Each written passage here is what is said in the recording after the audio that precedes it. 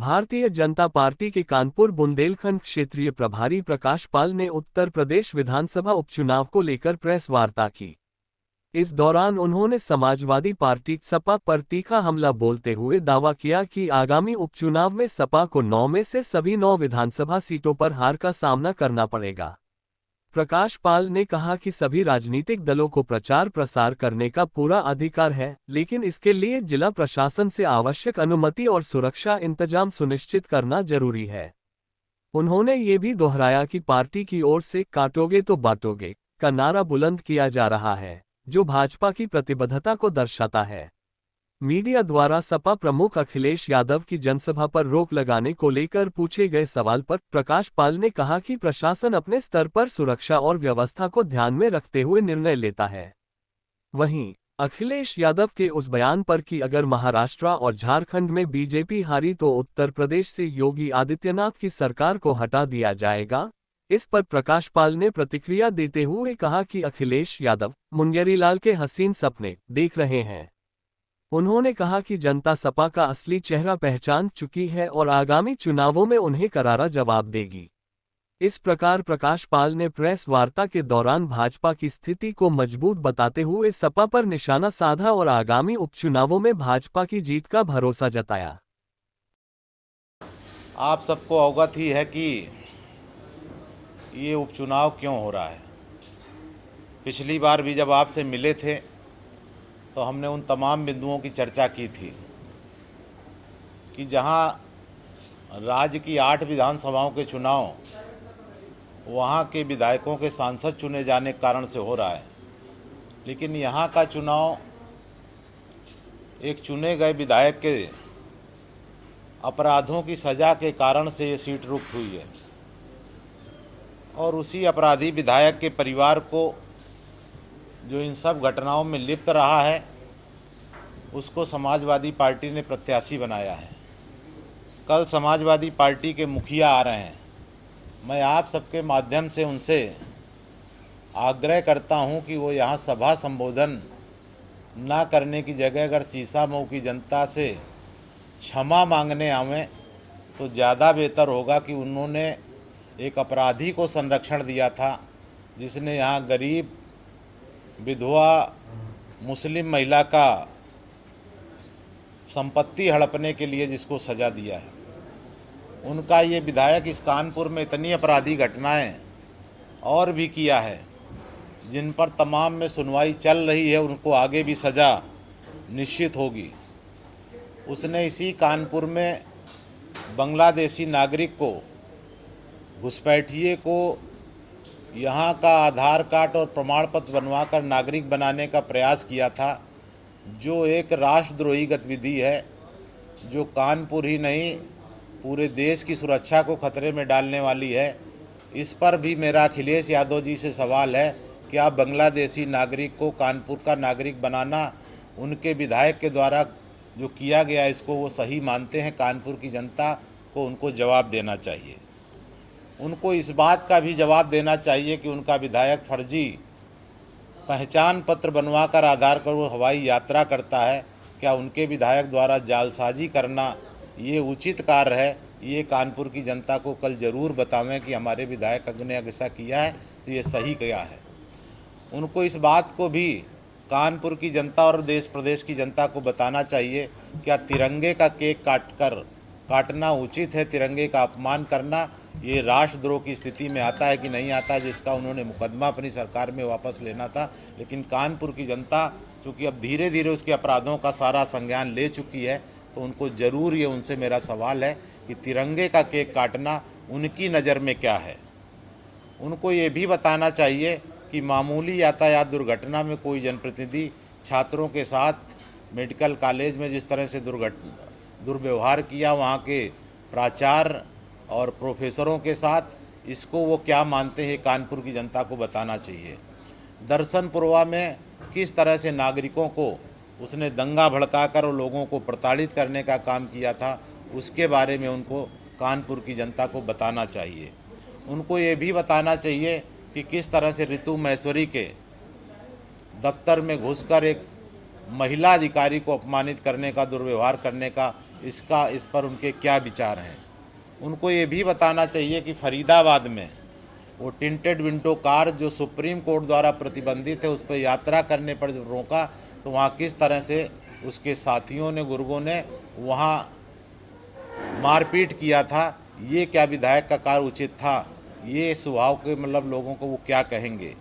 उनको ये भी बताना चाहिए कि यहाँ कानपुर में जब राष्ट्रपति महोदय आए थे और उत्तर प्रदेश में इन्वेस्टर समिट चल रही थी, तब वो दंगे का नेतृत्व करता है, दंगा भड़काने को क्या कहेंगे?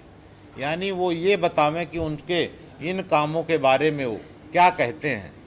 मेरा आप सबसे भी कि अगर उनसे मिलें तो पूछिएगा कि भारतीय जनता पार्टी ने आपसे सवाल पूछे हैं, आप उनके उत्तर क्या देते हैं। इसके अलावा भी तमाम ऐसी घटनाएं होती हैं कि कोई समाज विशेष से वो तुष्टीकरण में कितने अंधे हैं कि अगर इस समय एक थूक जिहाद चल रहा है, कैसे लोगों को खाने मिलाते हैं, उस पर कभी उनकी टिप्पणी नहीं आती है। तो इस पर उनको कभी प्रतिक्रिया, अगर मुख्यमंत्री जी उस पर रोक लगाते हैं तो उन पर उनके बचाव में उतरते हैं। तो हमको ये जानने का हक है, कानपुर की जनता पूछती है कि क्या पेशाब मिलाना और थूक मिलाकर अगर करना है तो भारतीय जनता पार्टी साफ कहती है कि समाजवादियों को पसंद हो कि थूक चुपड़ी रोटी और पेशाब का तड़का वो फील लगा सकते हैं, लेकिन भारतीय जनता पार्टी इसका विरोध करती है। इस पर उनका क्या कहना है? ऐसे तमाम सवालों का उनको यहाँ आकर जवाब देना चाहिए। मैं इसीलिए आप सबको अवगत कराने के लिए और ये आप सबको बुलाया, मैंने इतना निवेदन करना था। बांग्लादेश में जिस तरह से हिंदू मंदिरों पर हुआ, उनकी विधायक यहाँ जलाभिषेक करती हैं और मैंने सुना कि शायद वो भी करेंगे। तो मेरा अगर वो यहाँ आते हैं तो बनखंडेश्वर नहीं बल्कि मूलगंज, चमनगंज के 125 मंदिरों पर जाकर वो जलाभिषेक करें। उनके बारे में क्या विचार है, ये भी कानपुर की जनता उनसे पूछती है। तो ये तमाम सवालों का केवल वो घोर तुष्टीकरण में, केवल वोट बैंक की राजनीति पर अगर काम करते हैं तो उनको बाकी समाज को उत्तर देने का ज़रूर उनसे उत्तर चाहता है। तो ये मेरा आप सबसे आग्रह है कि उनसे आ रहे हैं कानपुर में तो ज़रूर इस बात को आप पूछें उनसे। जिला प्रशासन ने अखिलेश यादव को रोड शो से रोक लगा दी है। सपा कहना कि डर गए, उनका रोड शो होना तो उस पर रोक लगा दी है, जिला प्रशासन ने अनुमति दे दी। नहीं, मेरी जानकारी में नहीं, और सबको रोड शो करने की अनुमति देना चाहिए। मेरा इस पर यही कहना है कि राजनीतिक दलों को अपने कार्यक्रम जैसे भी करते हैं, कोई अगर सुरक्षा का उनको भी मिलता है तो उनको ज़रूर बतावें, लेकिन बाकी सबको चुनाव आयोग की गाइडलाइन के आधार पर सबको कार्यक्रम करने की अनुमति देनी चाहिए।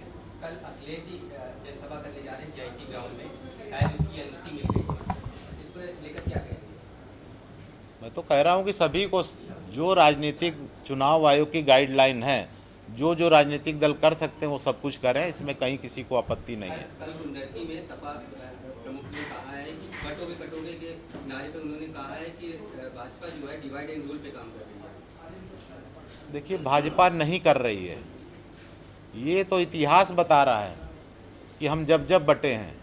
मैंने पिछले अभी सभा में कहा था कि पृथ्वीराज और जयचंद बटे नहीं होते तो क्या मोहम्मद गोरी हमको काट पाता?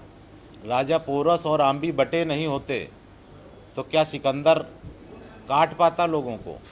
तो ये हमारे इतिहास है। और क्या मिला था इनको, जयचंद को भी? आप सबको शायद इतिहास हमको पढ़ाया नहीं गया है।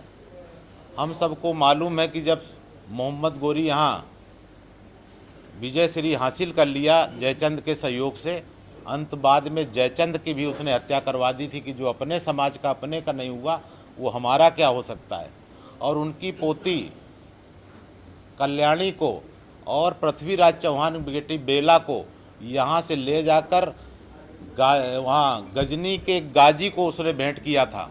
ये तुम्हारे लिए मैं नायाब तोहफा लाया हूँ। जब उसने पूछा कि तुम हिंदुस्तान में फतेह करके आए हो, हिंदुओं के तमाम मंदिरों को ध्वस्त करके आए, उनका मान मर्दन करके आए हो, तमाम संपत्ति लूट कर लाए हो, लेकिन मेरे लिए क्या लाए हो? तब मोहम्मद गोरी ने कहा था, वहाँ से तुम्हें अप्सराओं से सुंदर 2 हूरें लाया हूँ। और वो थी उनके जयचंद की पोती कल्याणी और पृथ्वीराज चौहान की बेटी बेला। उन दोनों को भेंट किया और उसने उनसे तुरंत निकाह का प्रस्ताव किया। उन दोनों बेटियों ने कहा कि मेरी 2 शर्तें हैं, और वो 2 शर्तें उनकी ये थी कि जब तक मेरा निकाह ना हो जाए तब तक मुझे अपवित्र ना किया जाए। दूसरा, हमारे यहाँ की रिवाज है कि दूल्हे का जो जोड़ा उसका कपड़ा आएगा वो मेरे मायके से आएगा। और उन दोनों बच्चियों ने गुप्त पत्र यहाँ के अपने जो बचे हुए अपने सेनापति को, उनको मंत्री को लिखा था, और उसने एक जहर बुझा, उनको कपड़ा भेज दिया उनके संकेत को समझकर। और जिस दिन निकाह की तिथि थी, उस दिन जब वो गजनी के गाजी ने उसको पहना था, उसी में जलकर उसकी मृत्यु हुई थी। और उसने कहा था कि तुम्ही ने मोहम्मद गोरी को भेजा था, मैंने उसका बदला ले लिया। और बाद में दोनों लड़कियों ने अपने तल कटार भोंककर अपनी जान दी थी। तो ये हमको सोचना चाहिए था कि ना तो कुछ जयचंद को उसका लाभ हुआ और पूरा देश का क्या नुकसान हुआ। इसलिए कटोगे तो बटोगे। पृथ्वीराज चौहान की पत्नी संयोगिता का क्या हाल हुआ, अगर इतिहास पढ़ोगे तो रोंगटे खड़े हो जाएंगे। ये जो अजमेर शरीफ के ख्वाजा मोइनुद्दीन चिश्ती हैं, इनको सौंप कर गया था, और इसने इस्लाम ना स्वीकार करने पर हजारों की संख्या में मुस्लिम आतंकियों के सामने उसको नग्न भेज छोड़ दिया था।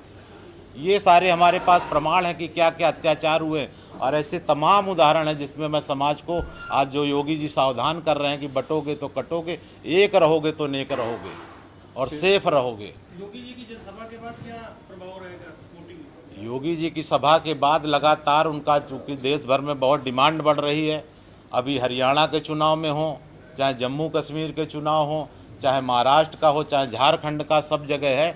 और मुझे लगता है कि धीरे धीरे, चाहे यो मोदी जी ने कहा होगा कि अगर बटेंगे तो बांटने वाले जश्न मनाएंगे, और चाहे योगी कह रहे होंगे कि बटेंगे तो कटेंगे, एक रहेंगे तो नेक रहेंगे और सेफ रहेंगे। इसको बाकी समाज, चूँकि बाकी जो हमसे नफरत करने वाला है वो एकजुट है, हम उसका एक वोट पाने के लिए तरस रहे हैं, हम अपने समाज को क्यों बटने दें। इसलिए हम भी खुलकर बोल रहे हैं कि हमको बटना नहीं और एक रहना है। सर, एक छोटा सवाल ये है, कल सपा प्रमुख ने नाम नहीं लिया, हालांकि उन्होंने कहा कि यूपी के सीएम की साख दांव पे लगी है। अगर चुनाव हारते हैं, जिन प्रदेशों में चुनाव चल रहा है, तो झारखंड में अगर हार रहे हैं तो निश्चित तौर से अब सीएम यहाँ बदला जाता है, महाराष्ट्र में हार रहे हैं तो सीएम यूपी का बदला जाएगा। किस तरीके से? अखिलेश जी कोरा ख्वाब देख रहे हैं। अभी उन्होंने इंडी गठबंधन के साथ जिस तरीके से छल करके आरक्षण और संविधान का थोड़ा सा कर लिया है, अब देखना 9 की 9 सीटें भाजपा यहाँ जीतेगी। उनको यहाँ कोई अब गुंजाइश नहीं बची। कांग्रेस ने भी खटाखट के नाम पर, आरक्षण संविधान के नाम पर जिस तरह से समाज को गुमराह किया था, काट की हांडी बाट बार नहीं चढ़ती है। और पूरा समाज उनकी बांटों वाली राजनीति को समझ चुका है, क्योंकि हिंदू समाज समझ चुका है कि जब बांटना होगा तो जाति पूछी जाएगी, जब काटना होगा तो धर्म पूछा जाता है, जाति नहीं पूछी जाती। और ये चीज़ें सब ऐड करेंगे।